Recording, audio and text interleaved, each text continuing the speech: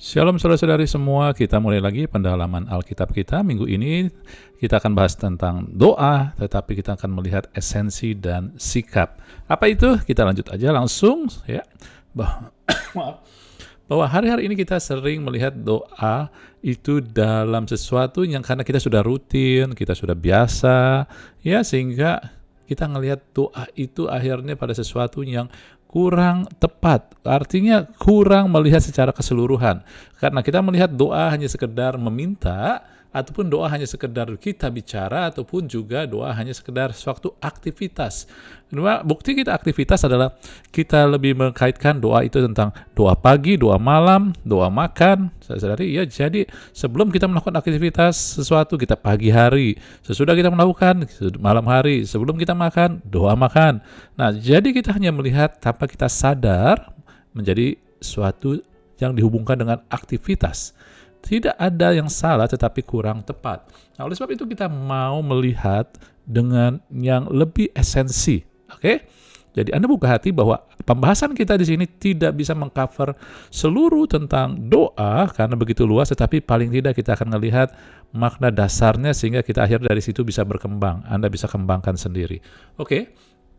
Nah, pertama kali doa dilakukan oleh Yesus adalah kitab Lukas. Lukas adalah kitab yang banyak sekali membahas tentang doa, ya.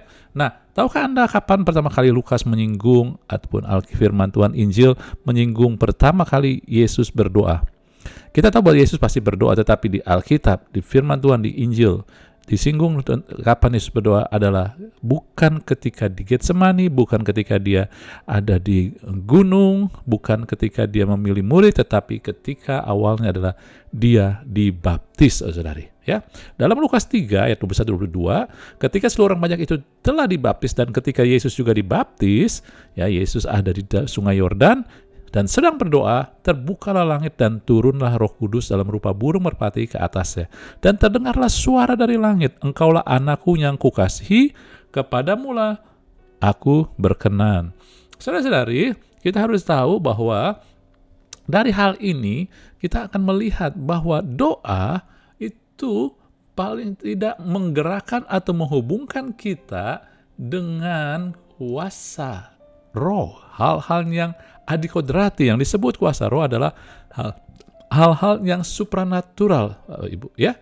Jadi doa itu dari apa yang diperlihatkan oleh Injil ini adalah membuat kita terhubung ataupun juga menggerakkan kuasa roh, kuasa yang supranatural yang enggak kelihatan dengan kasat mata. Sebab ketika Yesus sedang berdoa, turunlah Roh Kudus, tidak ada yang melihat. Kalau ada orang melihat terus ini seperti dalam rupa burung, bukan berarti itu burung merpati secara kasat mata. Apalagi ketika ada suara, engkau anakku kasihi, kepadamu aku berkenan. Kalau semua orang dengar, maka heboh pasti ditulis, semua orang tercengang. Mereka bingung siapa ini. Tapi kenyataannya enggak. Jadi ada hal yang rohnya hanya dilihat oleh orang yang berdoa tersebut, yaitu Yesus, ya. Jadi inilah doa bukan hanya melihat kepada yang kelihatan. Oleh sebab itulah ketika Anda berdoa dan sepertinya apa yang kelihatan belum terjadi, sepertinya apa yang Anda minta belum Anda dapatkan, bukan berarti kuasa yang adikodrati, yang supranatural, roh Tuhan, sesuatu yang tidak kelihatan itu tidak bergerak, saudari. Ketika kita hanya memperhatikan apa yang kelihatan, maka kita akan sering kecewa.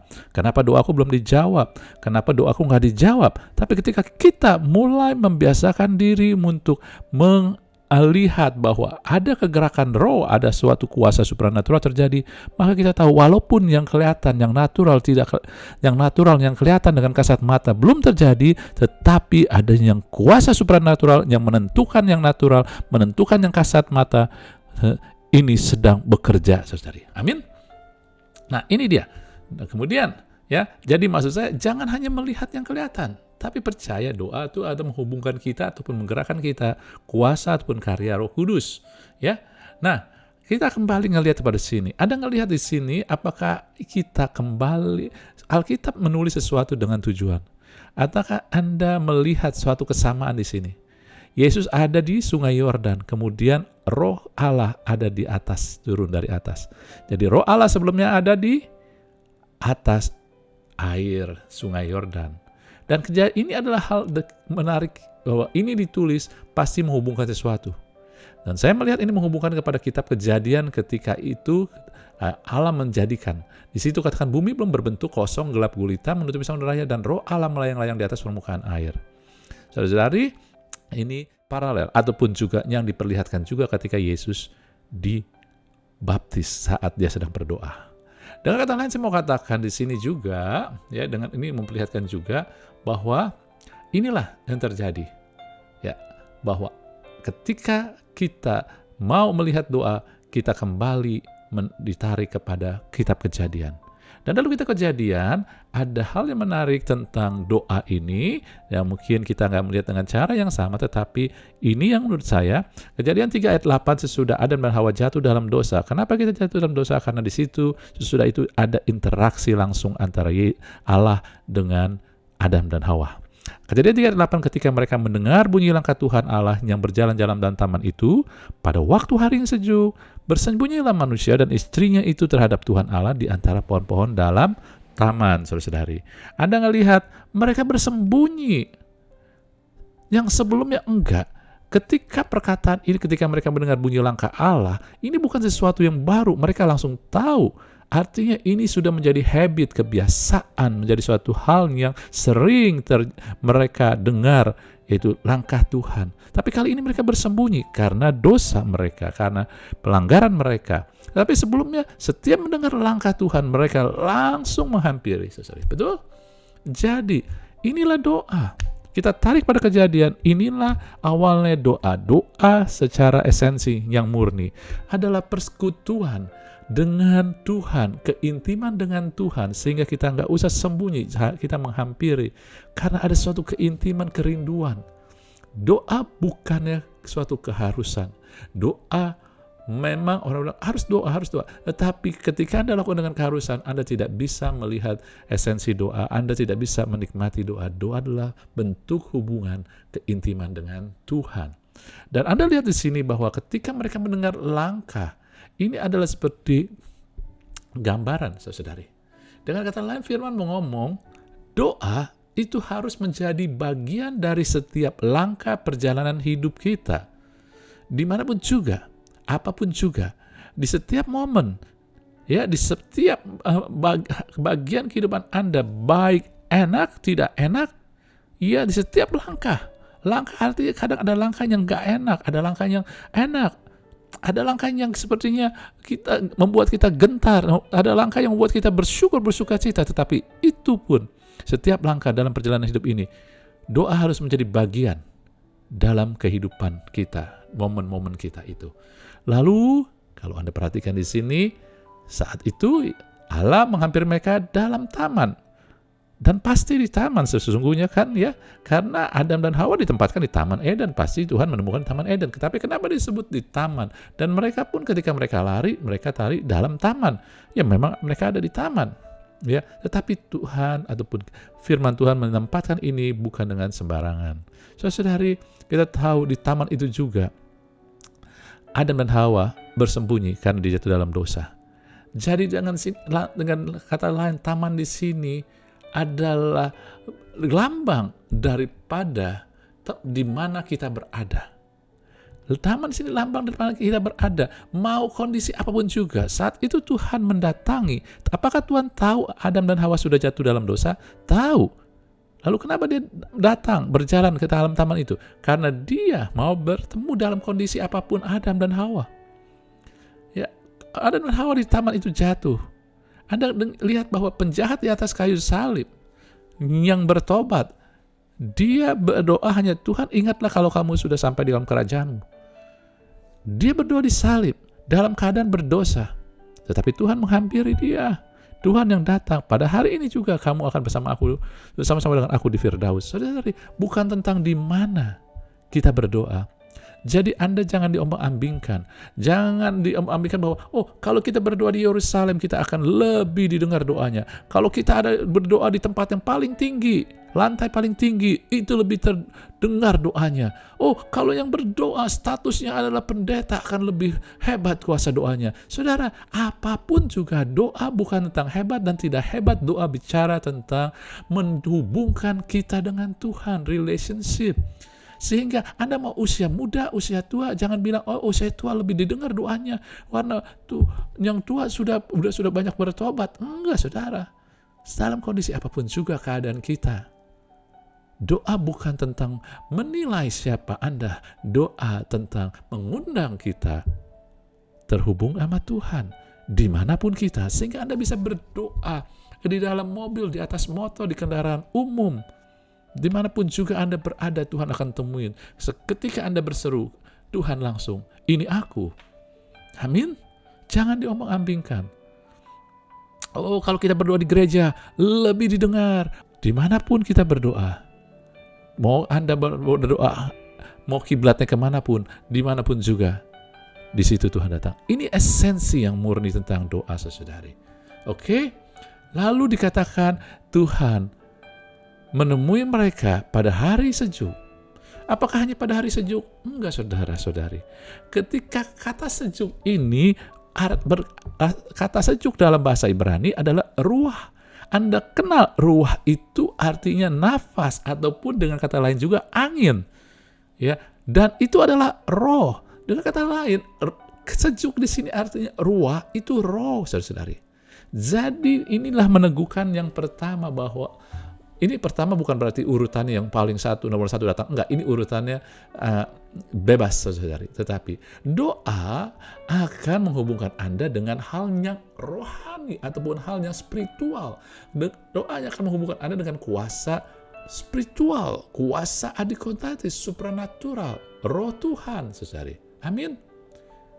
Jadi Anda bisa melihat dari sini, ya, ini dari firman ini, kesimpulannya adalah doa adalah ekspresi relationship, hubungan yang intim dan menunjukkan ketergantungan kita dengan Allah, dengan Tuhan. Doa bukan karena Anda dan saya layak, tetapi Anda sudah dipulihkan, saya dipulihkan, sudah ditebus, maka kita diundang untuk berhubungan, dan salah satu bentuk hubungannya adalah doa. Tetapi bentuknya adalah Tuhan mau setiap hubungan relationship dengan Dia adalah berdasarkan keintiman. Kita mau intim, kita mau mengalami keindahan, dan kita juga sebagai tebusan dan umat dan anak, kita tergantung sama Dia, saudari. Bukan hanya sekedar waktu minta, tapi juga semua. Oke? Nah, sekarang kita masuk kepada hal yang kedua, ya, yaitu sikap hati dalam berdoa. Ya, karena ini hubungan, maka penting sikap hati. Anda jangan mulai dulu apa yang harus saya doakan.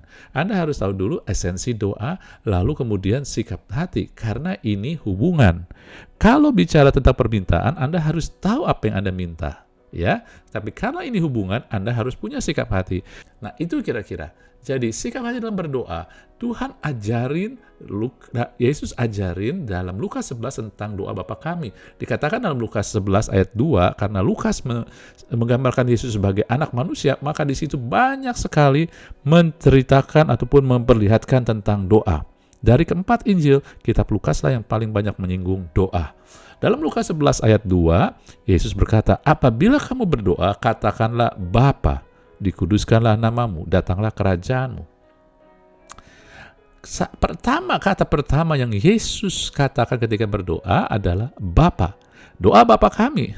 Matius pun ini sama doa Bapa kami, tapi Matius bilang Bapa kami. Kalau Yesus dalam Lukas Bapa, jadi yang sama adalah Bapa. Apa yang membuat hal ini yang sama ini menunjukkan apa? Saudari, panggilan Bapa.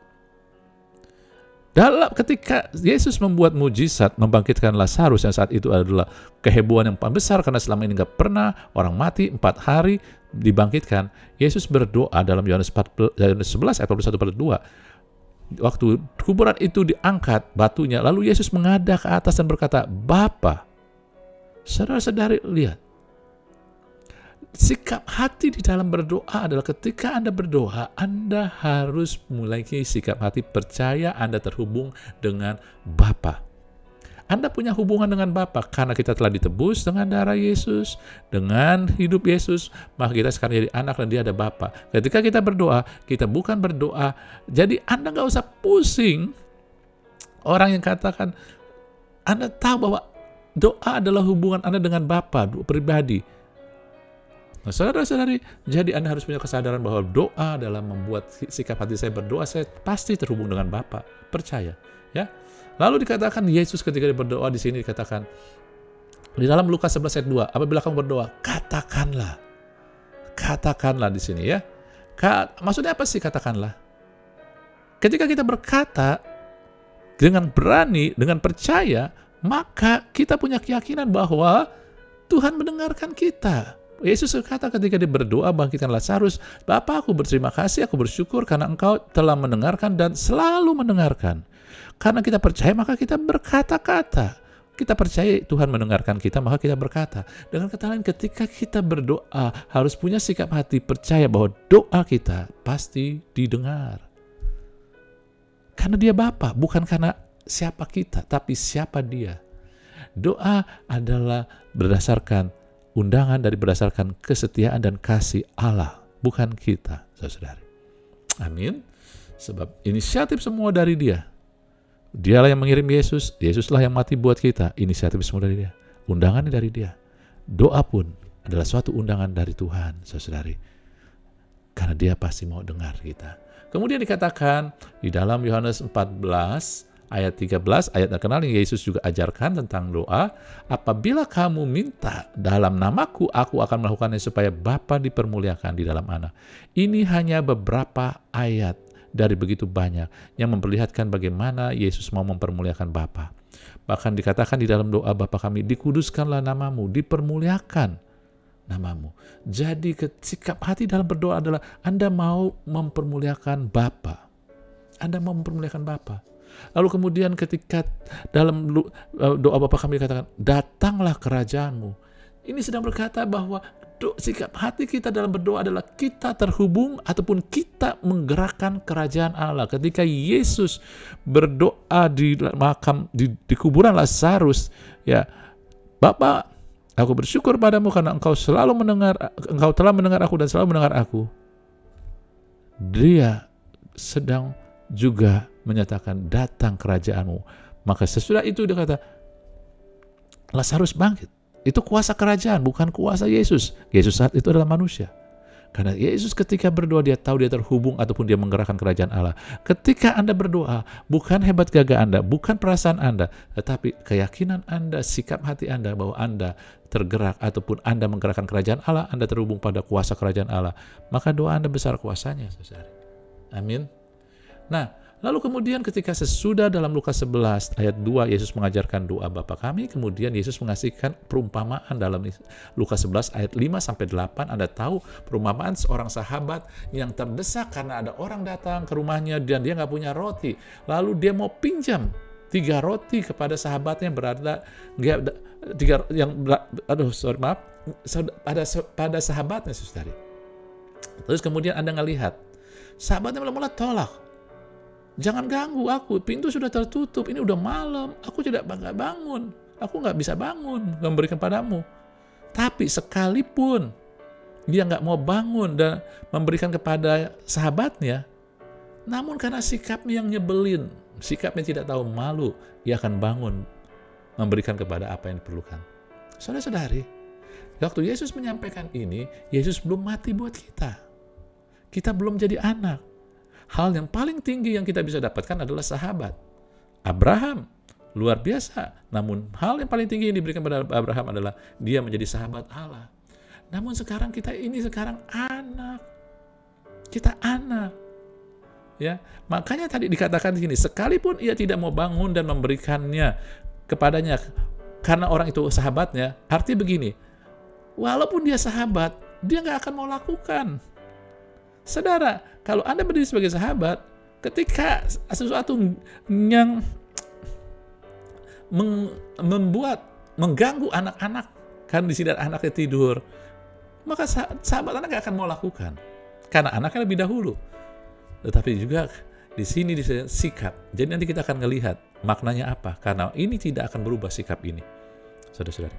Namun kemudian Yesus bikin dalam Lukas 11 ayat 9, ya tadi ini sampai 8 ayat 9, oleh karena itu aku berkata, mintalah maka akan diberikan, carilah kamu akan mendapat, ketoklah pintu akan dibuka bagimu. Kenapa bisa itu terjadi? Kemudian diterangkan, ini minta, ketok, apa segala. Tadi Yesus seperti mau mengatakan, kalau kita sekarang sudah disingkapkan, ya dengerin, ya saudara-saudari dengerin. Dalam Lukas 11 ayat 5 dan 8, Yesus belum mati buat kita baru jadi sahabat. Kalau sahabat aja, kalau kamu punya sikap yang tekun, yang tidak mau mundur, kamu bisa dapat. Sekarang kamu punya status sebagai anak. Ayat 13. Jika kamu yang jahat tahu memberi yang baik kepada anak-anakmu, apalagi Bapamu di surga. Sekarang kita punya Bapa karena kita anak. Oleh sebab itu minta, diberikan. Cari, kamu akan dapatkan. Ketok, pintu akan dibuka. Saudara-saudari, ini juga menunjukkan sikap. Minta, ketok, ya cari, gitu. Jadi dengan kata lain, ini hal yang sama. Ya, kalau sahabat karena tidak malu, bukan karena status dia sahabat, tapi sekarang kita anak, kita punya Bapa yang baik. Namun dibutuhkan tetap sikap pantang menyerah, Bapak Ibu. Jangan putus asa ketika doa belum dijawab, ketika sesuatu belum seperti yang kita harapkan, jangan menyerah. Karena sekarang kita punya Bapa. Yang membuat kita bisa pantang menyerah adalah kesadaran kita punya Bapa yang baik. Dia tahu memberi yang terbaik.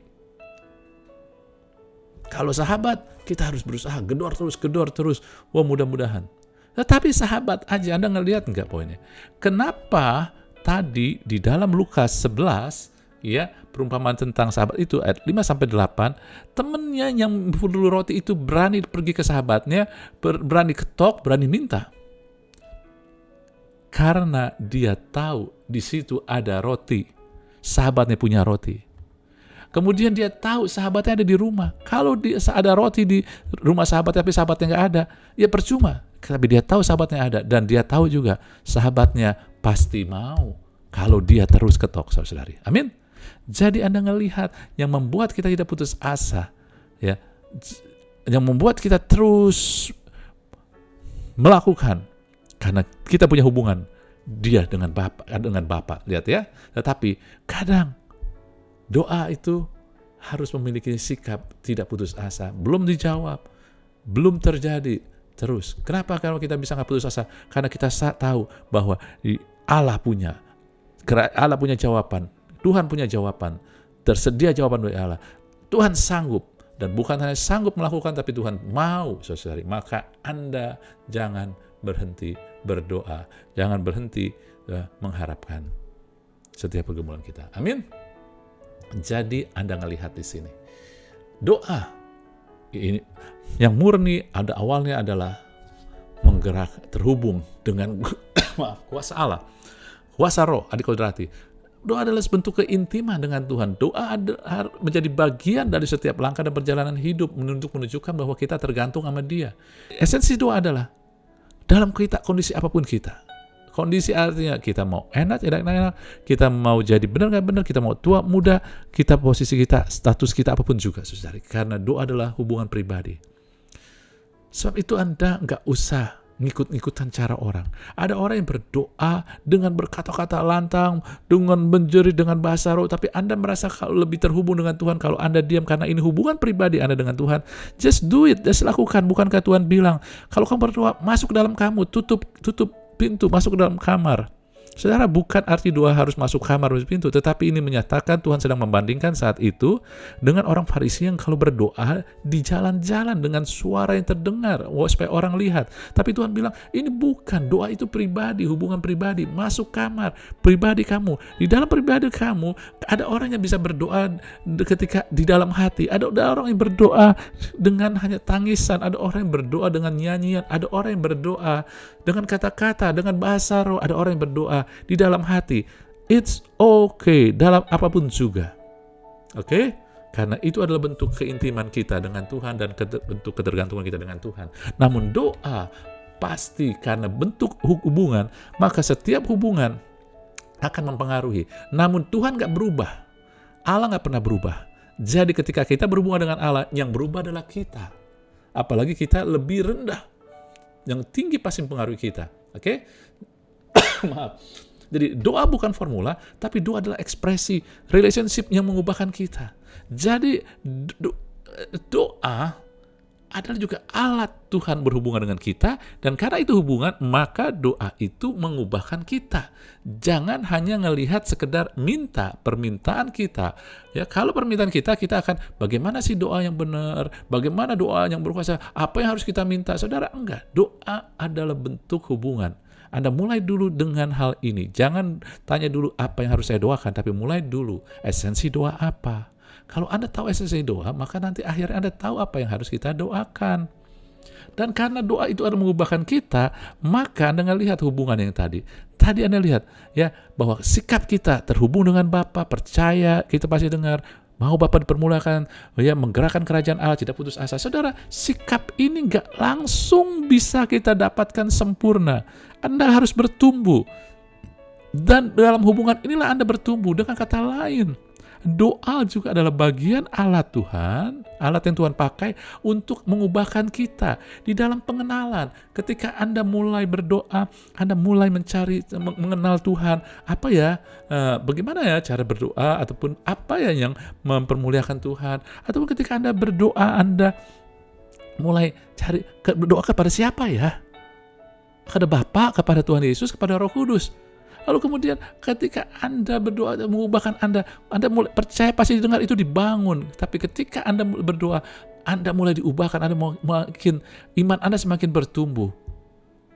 Karena doa itu hubungan, bukan seketika, bukan sekali doang. Sekali Anda berdoa, lalu dijawab langsung, hore, haleluya, iman Anda bertumbuh. Enggak, doa adalah ketika Anda berdoa, dan ketika Anda di setiap kehidupan Anda mulai berdoa, Anda mulai melihat kuasa, Anda mulai, iman Anda terbangun, iman Anda mulai aktif. Lalu kemudian Anda mulai tunduk pada keinginan. Karena mulai, Bapak itu, Anda mulai bersekutu sama Tuhan, mulai baca, Anda mulai tahu keinginan Tuhan, saya mau permuliakan Tuhan, saya harus tahu keinginan Tuhan. Lalu Anda mulai, karena menggerakkan kerajaan Allah pada kuasa, Anda mulai ngelihat kuasa, Anda mulai mengalirkan kuasa lewat doa. Tapi doa juga bukan hanya sekedar tidak putus asa, ini putus asa adalah satu karakter. Di doa Anda pun karakter Anda terbentuk, saudari. Oleh sebab itu, kalau Tuhan setiap Anda doa, langsung dijawab, maka karakter ketekunan tidak akan terbentuk. Bukan Tuhan tahan, tapi kadang-kadang keadaan memang begitu.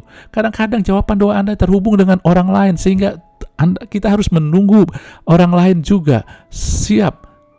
Saudara, dan inilah karakter kasih. Kita nggak egois, nggak mementingkan diri sendiri. Terbentuk, bukan hanya putus asa, kasih, kesabaran. Saudara, jadi Anda ngelihat doa bukan hanya tentang dikabulkan, tetapi doa adalah alat ya Tuhan untuk mengubahkan kita. Pengenalan kita akan Dia, pengenalan kita akan firman bertumbuh, iman kita semakin aktif, keinginan kita semakin selaras dengan kerajaan Allah, semakin mempermuliakan Allah. Kuasa kita, kuasa yang mengalir, kuasa yang kita alirkan semakin juga menyatakan kuasa kerajaan Allah di tengah kita, dan juga akhirnya karakter kita pun diubahkan. Orang yang berdoa dengan benar, saudara-saudari, orang yang mengerti tentang esensi doa, maka pada akhirnya karakter mereka akan mulai terus diubahkan. Ketika Anda berdoa namun karakter kita nggak berubah, artinya kita sedang melihat doa yang kurang tepat. Saya nggak bilang salah, tapi kurang tepat. Kita melihat ya, doa bukan seperti yang Tuhan inginkan. Walaupun Dia sangat mengasihi kita, Dia mau memberikan apa yang kita butuhkan, saudari. Nah, sesudah kita tahu ini, barulah kita melangkah pada apa yang harus saya doakan. Jadi jangan tanya dulu apa yang harus saya doakan, tetapi tahu dulu esensinya. Dan Apa pengaruhnya doa itu? Doa itu mengaruhnya adalah ini. Ya, yang Tuhan bukakan saat ini. Amin. Baru sesudah itu kita tahu apa yang harus saya doakan. Kita akan bahas apa yang kita harus doakan minggu depan, lanjutan dari ini. Saudara, perhatikan sungguh-sungguh. Karena kadang-kadang doa itu menjadi sudah suatu kebiasaan. Kita lakukan, setiap orang lakukan. Ya, kadang menjadi rutinitas, kadang menjadi sudah refleks doa. Doa makan, kalau kita doa makan kadang-kadang, saya udah doa belum tadi makan ya? Kadang kita sudah menjadi kebiasaan sehingga kita udah doa pun karena jadi rutinitas kita nggak sadar. Anda pernah ketika Anda makan, Anda bingung, udah doa belum ya? Karena itu menjadi suatu rutinitas. Saudara-saudari, ketika doa juga tidak mengubah karakter kita, kita sedang melihat doa dengan cara yang salah. Sebab itu, mari berikan hati kita, rendahkan hati kita di hadapan Tuhan untuk menerima dan mencerna, belajar lagi tentang esensi doa ini. Karena ini begitu penting. Ini nafas hidup kita. Amin. Oke, kita lanjutkan minggu depan. Kiranya memberkati kita semua dan Tuhan dipermuliakan. Haleluya. Amin.